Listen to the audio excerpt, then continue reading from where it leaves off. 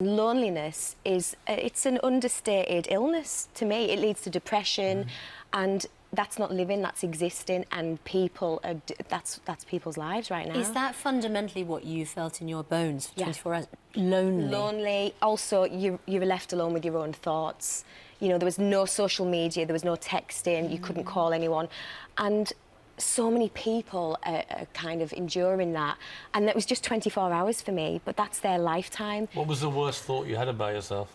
It wasn't about me, it was about, I kept thinking of my mum. I kept thinking if anything were to happen to me, because it's just me and my mum. I mean, our family tree is a twig, it's just me and her. And it suddenly dawned on me that my mum, what if she ended up just with her own company? And there's a lot of people out there that are independent, but to go from having a busy social life, having a job, once you retire, you lose that social side. If you're a widower, if your health, you know, there's a demise in your health, you can't venture out.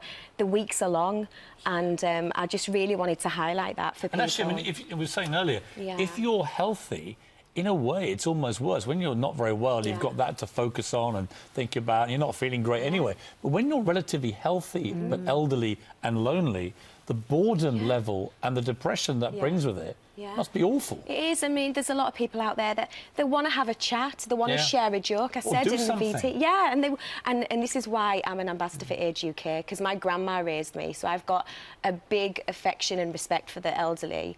And you know, there's support groups out there. There's a way to befriend an elderly person that may live alone, and they want to have a chat. Roxanne, do you think young people understand this? We live in such a weird, narcissistic world now, where these kids are posting perfect images of themselves 24/7.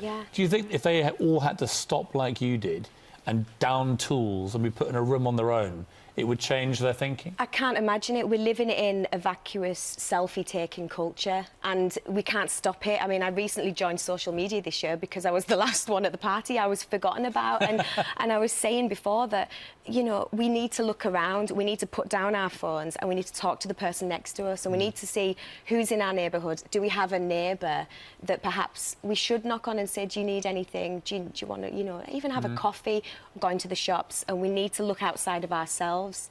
I think that's absolutely right. I think texting, WhatsApping, social media, they give the illusion of being connected.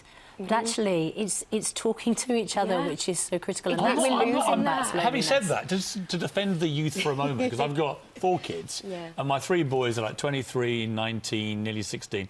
And they do have a massive circle of friends they're constantly in communication with. When I was young, their age, you couldn't do that. You had to use a landline, and you might have a little small circle, but you didn't have this vast army of people. And they do have very active and good social lives. So I wonder whether, in fact, the older generation couldn't be more proactive with social media, with Facebook, with other old people, Facebook groups. I mean, why not? I think there's a lost tradition, though, but I'm quite old-fashioned. I prefer having a coffee and a face-to-face chat.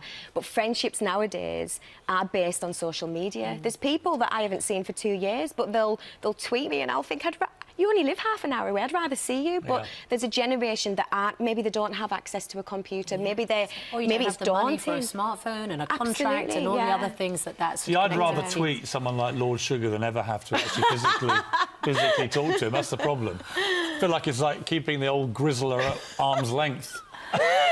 Roxanne, thank you for doing that for us. It's absolutely really fascinating to see the emotional impact it had on you. It was very emotional, so I hope that a lot of people, if they do want to reach out and give their time, they'll visit the website and it's all details. Well, good for you. And now you're on social media. What's your Twitter handle? It's my name.